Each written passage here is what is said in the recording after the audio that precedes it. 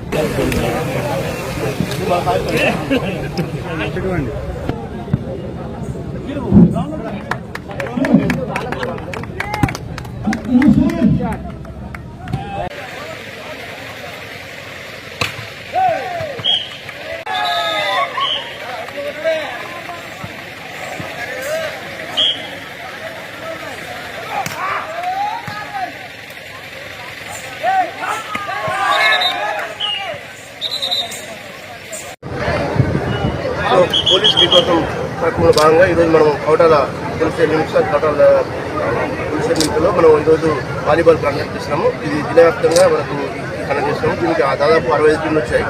So దీంతో పాటు మేము ఇన్ని కమ్యూనిటీ పోలీస్ ప్రోగ్రామ్స్ చేసాము. ఇవి మెడికల్ క్యాంప్స్ ఇవన్నీ చేస్తున్నాము. ఎందుకంటే ప్రజలతో మమేకమైపోవాలి, దాంతోపాటు వాళ్ళు బెట్టింగ్ యాప్స్ కానీ డ్రగ్స్ ఇలాంటి వాటి దూరం ఉండాలనే సందేశంతో మనకి జరుగుతుంది.